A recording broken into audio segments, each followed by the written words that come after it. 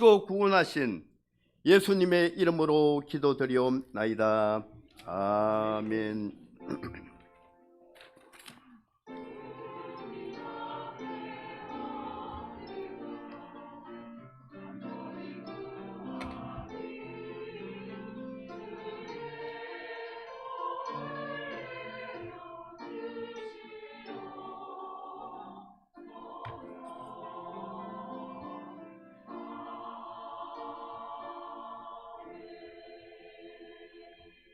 하나님 말씀 창세기 28장 1절에서 9절입니다.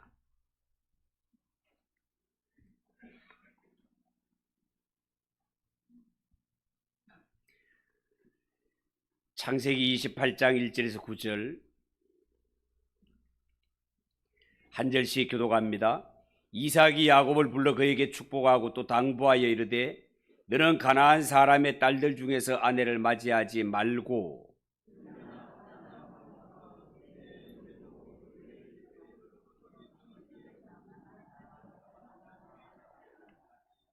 전능하신 하나님이 내게 복을 주시어 네가 생육하고 번성하게 하여 네가 여러 족속을 이루게 하시고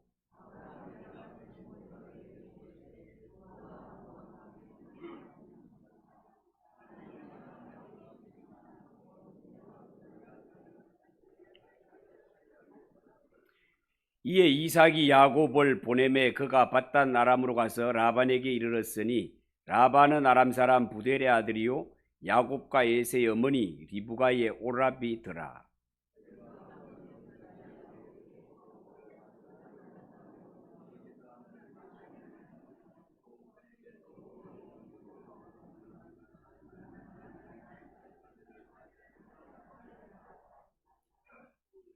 또 야곱이 부모의 명을 따라 밧단 아람으로 갔으며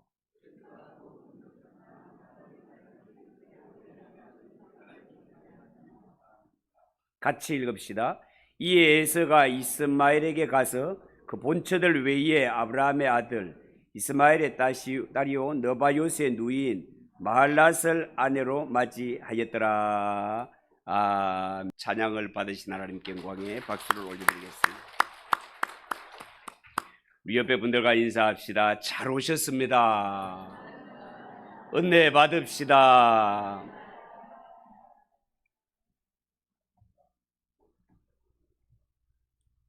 자, 오늘은 읽은 이 말씀을 가지고 신앙과 결혼에 대해서 말씀을 드리겠습니다.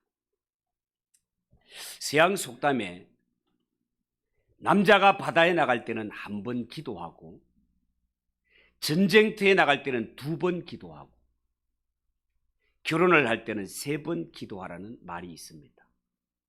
그만큼 남자의 일생에 있어서 결혼이 얼마나 중요한가를 교훈하는 말이기도 합니다. 그래서 옛날부터 어른들은 결혼을 두고 일륜지 대사, 사람이 살아갈 때 정말 큰 일이라고 그렇게 부르기도 하였습니다. 자, 그런데 성경에 보면 성경에 나오는 믿음의 조상들도 결혼에 대해서는 특별한 생각을 가지고 있었던 것 같습니다.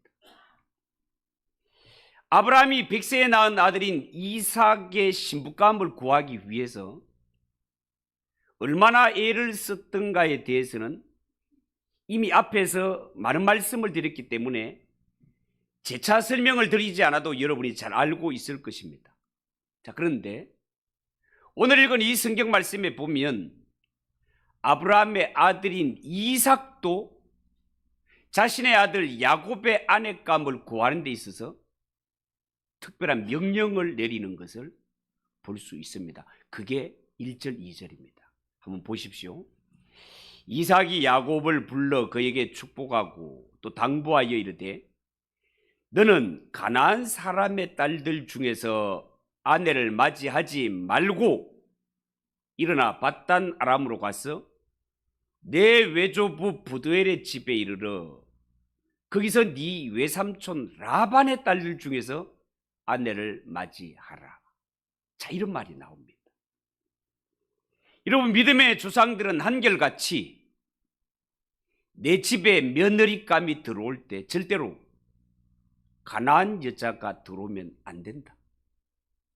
가난한 여자들은 우리 가문의 며느리감으로 적합지 않다는 생각을 가지고 있었습니다. 성경의 아브라함도 그랬고 이삭도 그랬습니다. 자, 그렇다면 도대체 가난한 여자는 어떤 여자이기에 이 경건한 믿음의 가정에 며느리로 들어올 수 없는 것일까요? 오늘은 여기에 대해서 한번 말씀을 전하려고 합니다. 결혼을 앞두고 있는 처녀 총각들, 그리고 결혼할 자녀를 두고 있는 분들은 정신을 똑바로 차리시고 이 말씀을 잘 들으시기 바랍니다. 자, 첫 번째 생각할 것은 가난한 여자들이 누군가라는 거예요. 여러분, 성경에서 하나님은 왜 이렇게 가난한 여자들을 싫어하고 언약 백성들에게 왜 며느리감으로 구할 때는 가난한 여자는 안 된다고 거부하시는지, 그 이유를 알려면 노아 시대에 그 엄청났던 홍수 심판이 왜 일어났는지 그 원인을 살펴보면 알 수 있습니다. 여러분, 창세기 6장 1절 2절에 보면 이런 말씀이 있습니다. 사람이 땅 위에 번성하기 시작할 때에 그들에게서 딸들이 나니 하나님의 아들들이 사람의 딸들의 아름다움을 보고 자기들의 좋아하는 모든 자로 아내를 삼았다. 자, 이런 말이 나옵니다. 여러분, 이 말씀은요, 노아 시대에 무시무시했던 홍수가 일어나게 된 배경에 대해서 하나님의 아들들이 사람의 딸들을 좋아해서 그들의 신앙을 보기보다가 그들의 육체의 미모를 보고 결혼했기 때문이라고, 이것이 홍수의 원인이 되었다고 말씀하고 있습니다. 자, 그러면 여기서 말하는 하나님의 아들들이 도대체 누구일까? 여기에 하나님의 아들들은 경건한 신앙의 아들들을 말하는 것입니다. 하나님이 인간 구원을 위해서 특별히 보존해 놓으신 경건한 후손들, 거룩한 자녀들을 하나님의 아들들이라고 표현을 하고 있는 거예요. 자, 그런데 하나님의 아들들이라면 마땅히 하나님의 딸들과 결혼을 해야 되는데, 안타깝게도 하나님의 아들들이 사람의 딸, 신앙도 없는 당시에 가인의 딸들과 결혼을 하고 말았단 말이에요. 여러분, 여기에서 하나님의 아들들이란 당시에 경건한 신앙을 이어갔던 셋의 후손들을 두고 하는 말인데요, 그런데 이들이 결혼한 이유를 보니 외모에 반해서 신앙이 없는 가인의 딸들과 마구마구 결혼을 했다는 거예요. 결국은 경건했던 셋의 후손들이 가인의 딸들의 외모에 반해서 결혼을 함으로 말미암아 셋의 후손들까지 경건을 잃어버리고 신앙을 잃어버리고, 그렇게 해서 이 땅에 경건한 사람도 거룩한 사람들도 다 사라지게 된 것이 홍수 심판을 불러오는 원인이 되었다라는 겁니다. 다시 말해서 하나님을 믿는 거룩한 신앙을 지켜야 할 사람들이 정욕적인 결혼을 하게 되면 이것은 신앙에서 떠나는 계기가 될 뿐 아니라 믿음의 사람이 경건과 신앙에서 떠나게 되면 결국 하나님의 무서운 심판을 불러오게 된다는 것입니다. 그래서 하나님의 자녀들에게는 결혼이 정말 중요한 것이니 절대로 믿음의 자녀들은 결혼을 할 때 외모만 보고 결혼을 하는 우를 범해서는 안 된다라는 거예요. 총각이든 처녀든 결혼을 잘하면 둘이 합력하여 심령도 가정도 하나님의 나라를 이루게 될 것이지만, 그러나 결혼을 잘못하게 되면 하나님의 나라는커녕 교회의 모습을 완전히 파괴하게 될 것이며 결국은 하나님과 원수되는 자리로 달려가게 된다 그 말입니다. 자, 그런데 여러분 성경에 보면 노아 홍수 심판이 끝난 후에 노아가 포도 농사를 지었던 것 아시죠? 노아가 포도 농사를 짓고 하루는 그 열매로 술을 만들어 마셨습니다. 포도주를 만들어 마셨단 말이죠. 근데 문제는 얼마나 많이 포도주를 마셨던지 노아가 옷을 다 벗은 채 장막에서 잠을 자는 일이 벌어지고 말았습니다. 그때 노아의 아들 셈, 함, 야벳이 있었는데 그 가운데 함이라는 아들이 아버지의 벌거벗은 모습을 보고 두 형제 앞에서 아버지를 비난하였습니다. 그러고 나서 술에 깬 노아가 그동안 자신에게 있었던 일을 알게 되고 어떤 일을 하는가 하면 자신의 이 수치를 떠버렸던 이 둘째 아들 함, 이 함을 저주하는데 정확하게 말하면 함이 아니라 함의 아들 가나안을 저주하는 것을 보게 됩니다. 이게 중요한 문제인데요. 아버지를 욕하고 허물을 드러냈던 것은 분명히 함이었는데 왜 노아는 함의 아들인 가나안을 저주했을까 하는 겁니다. 여러분 노아가 술에 취해서 벌거벗고 쓰러진 모습, 자는 모습을 함이 보았습니다. 보았다라고 하는데 여기 보았다가 그냥 우리 눈으로 보았다 이런 말과는 사뭇 다른 말입니다. 여기에 보았다라는 말의 본래 말은요, 이 함이 아버지의 벗은 모습을 그냥 단순히 본 것이 아니라 자세히 집중해서 연구하듯이 세밀히 살폈다 이런 뜻을 가지고 있습니다. 더 노골적인 표현을 한다면 동성애적인 마음을 가지고 아버지의 하체를 봤다 그 말입니다. 성적으로 나쁜 상상을 하면서 보았다는 것이 본래 히브리 성경의 뜻입니다. 이 말을 볼 때 당시에 이 땅에 노아 홍수 심판이 왜 왔던가를 보여주는 증거이기도 합니다. 자, 그런데 이 가나안의 여자들은 바로 이 함의 작은 아들인 가나안의 후손들이다 말이죠. 이것을 볼 것 같으면 가나안 여자들의 성향을 좋게 짐작하고도 남음이 있지 않습니까? 성경에 나오는 가나안 여자들은 단순히 하나님을 안 믿는 불신자 그 정도가 아니었습니다. 성경에 나오는 가나안 여자라는 것은 이들은 성적인 죄에 미쳐 있는 여자들이었습니다.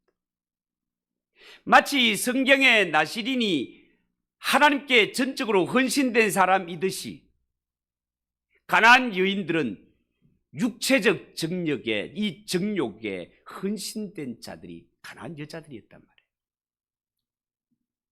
여러분 아무리 맛있는 음식도 일정한 시간이 지나면 맛이 변하고 곰팡이가 슬면서 썩기 시작합니다. 이것을 가리켜서 우리는 부패했다라고 말을 하죠. 썩었다 그 말입니다.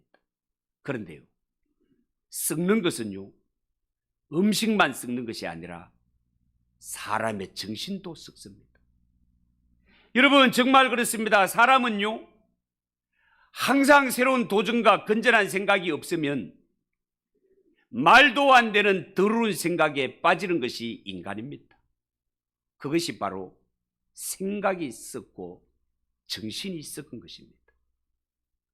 우리는 보통 이런 사람을 두고 맛이 같다라고 표현을 하기도 합니다. 그런데 성경에 나오는 가나안 여자들은요 맛이 간 정도가 아니라 회복이 완전히 불가능할 정도로 그들의 가치관과 성문화가 썩어 빠져 있었다 그 말입니다.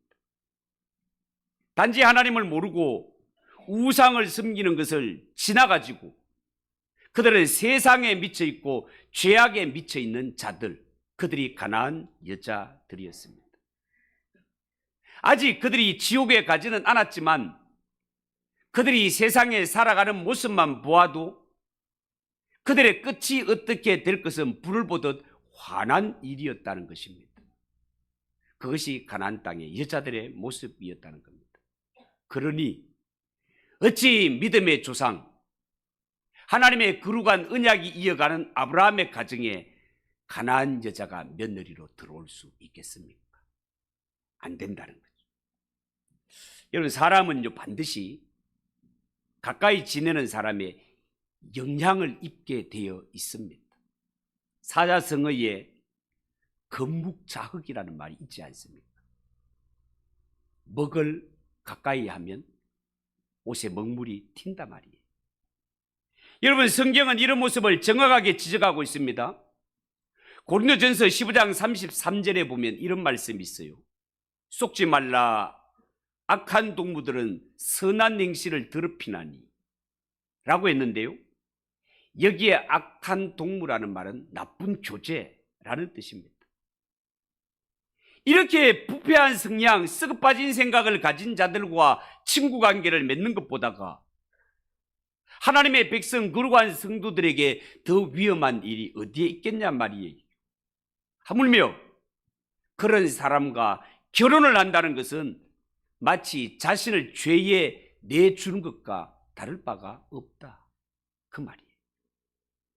여러분, 성경에서 남자는 머리요 여자는 몸이라고 했으니 머리가 몸을 잘 다스리면 되지 않겠냐라고 말할 사람도 있겠지만, 그러나 사실은 머리를 움직이는 것이 몸입니다. 우리는 보통 남자를 바꾸기 어렵다고 하지만 실제로 그보다 몇 배 더 어려운 것이 여자의 가치관이요 여자의 생활 방식입니다. 여러분, 남자들 가운데 여자들이 이불 속에서 속삭이는 소리에 넘어가지 않을 남자가 몇이나 되겠습니까? 만약에 여자들이 남자에게 속삭이는 속삭임이, 여보, 우리 내일 일찍 일어나서 새벽기도 가서 기도합시다. 이제 우리 무엇보다도 신앙생활을 우선해 놓고 하나님을 잘 섬깁시다. 이런 식의 속삭이라면 정말 좋겠는데, 그런데 여자가 남자에게, 여보, 내일 주일이긴 하지만 벚꽃 봐, 벚꽃이 얼마나 활짝 폈어. 내일 주일이지만 벚꽃 노래나 갑시다. 등산이나 갑시다. 동창회나 갑시다. 여보, 돈 버는 일이 더 중요하지 않겠어요? 여자가 가정에서 이렇게 부추긴다면 이런 가정은 정말 큰일이 아닐 수 없단 말이에요. 자, 두 번째, 하나님의 나라와 여성의 역할을 한번 보겠습니다.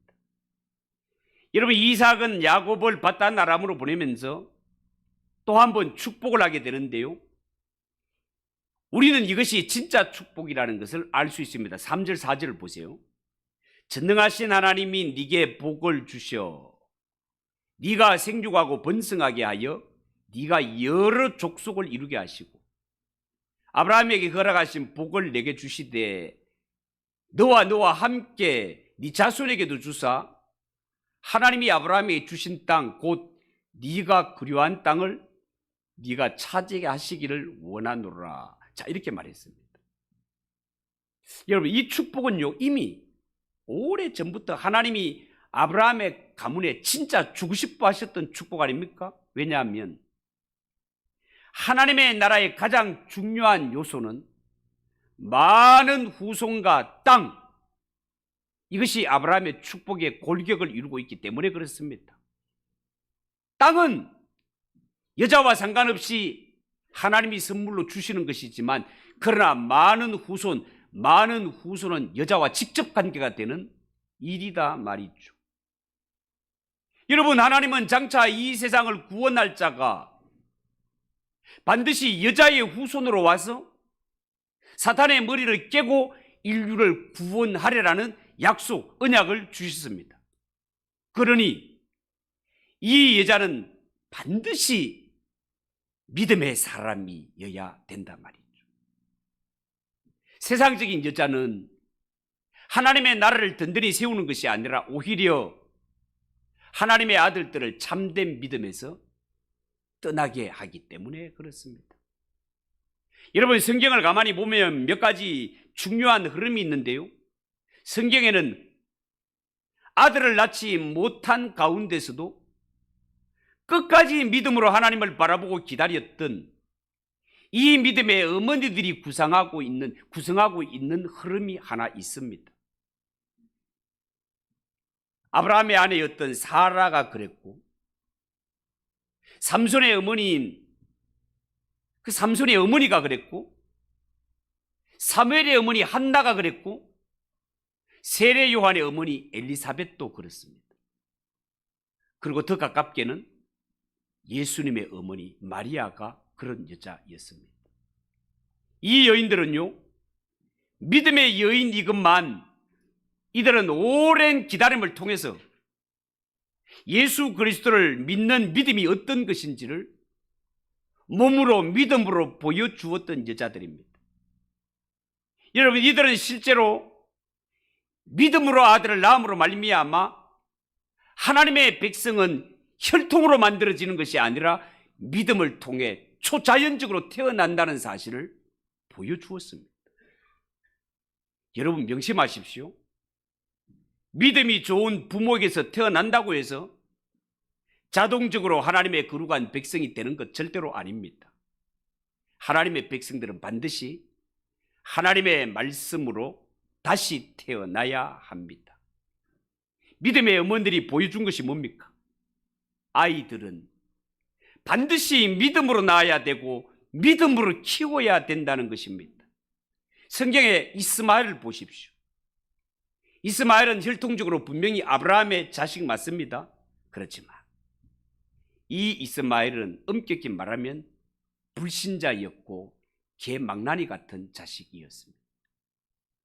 에서도 마찬가지입니다. 에서는 분명히 이삭의 쌍둥이 아들 가운데 큰아들이었지만 짐승 같은 자였습니다. 성경은 그를 덜나귀 같다라 그렇게 표현합니다.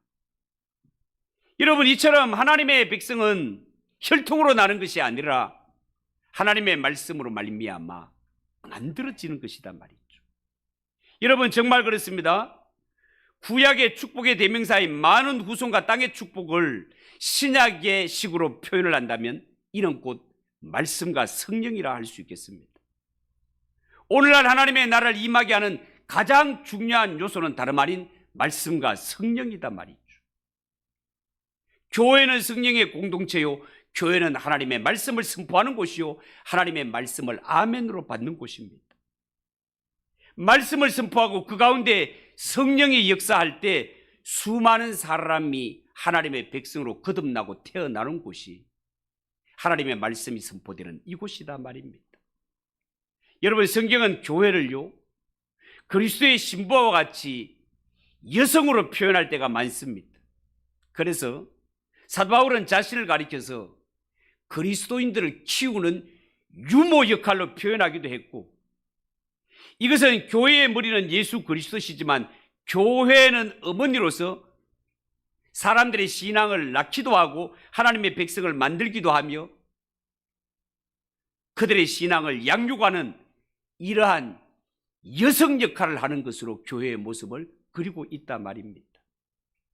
여러분, 어머니 역할을 하는 교회가 변질되고 타락하면 그 안에 살고 있는 교인들이 제대로 된 신앙을 지키기가 너무나 어려울 것 아니겠습니까? 집안의 어머니가 병든 가정을 한번 생각해 보십시오. 정상적으로 되는 일이 없습니다. 그런 의미에서 오늘날 교회들이 영육간의 건강함을 회복하는 것이 얼마나 소중한 일인지 모릅니다.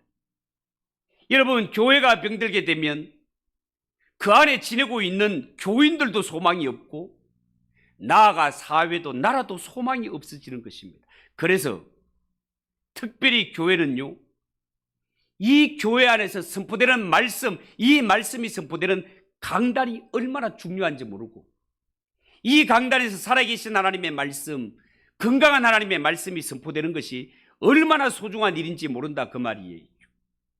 여러분, 교회에서 성도 한 사람이 타락하면 그 한 사람의 타락으로 그치게 되지만, 이 강단이 타락하게 되고 교회가 타락하게 되면 그 안에 있는 대부분의 사람들의 신앙이 타락하게 된단 말입니다. 지 아무리 똑똑한 사람일지라도 엄마가 병들어서 썩은 젖을 낸다면 그것을 먹고 자란 아이가 어떻게 건강할 수 있겠습니까? 그래서 예수 믿는 성도들은 언제나 교회의 영적 건강과 건강한 말씀 선포를 위해서 더 기도하고 협력하는 것이 그래서 중요한 것입니다. 마지막으로 하나님의 백성은 혈통의 문제가 아니다는 겁니다.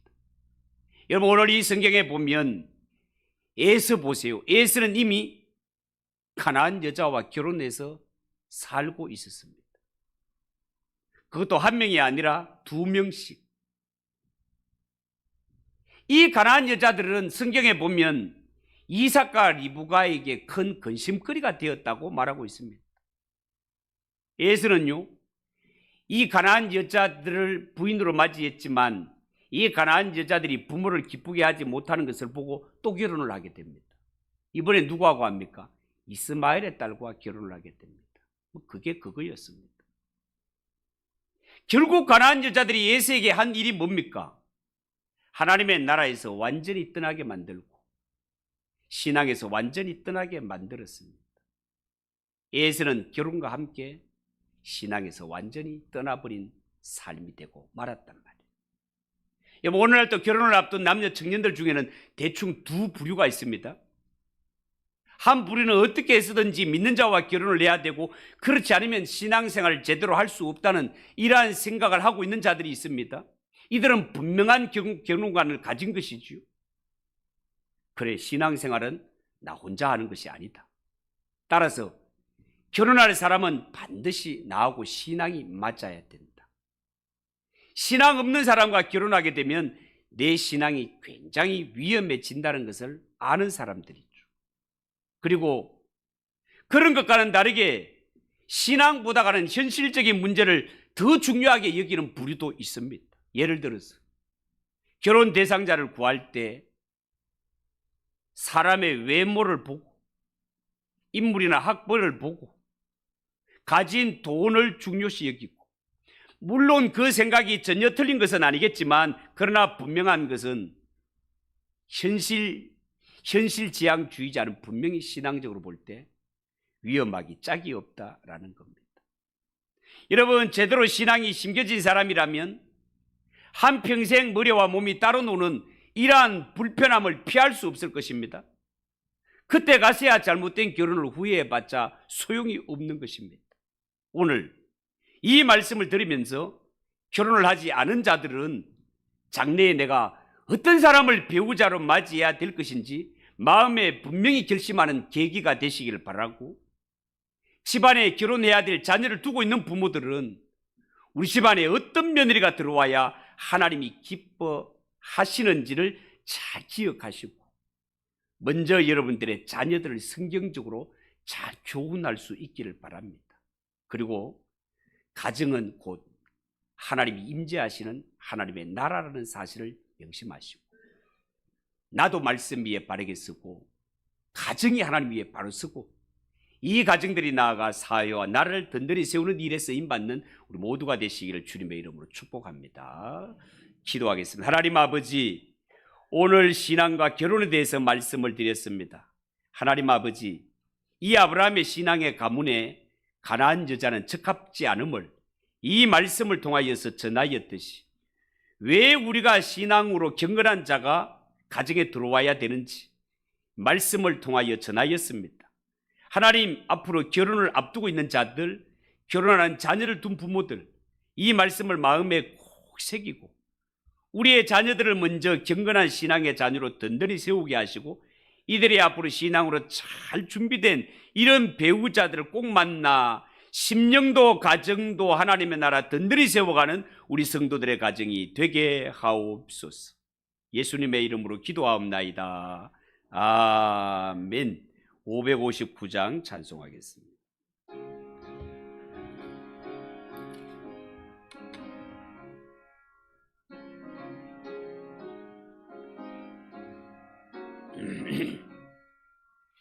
사철의 봄바람 불어있고 하나님 아버지 모셨으니 믿음의 반석도 든든하다.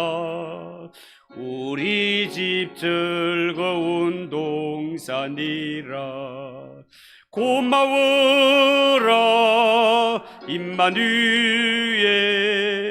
예수만 섬기는 우리 집. 고마워라 임마누엘,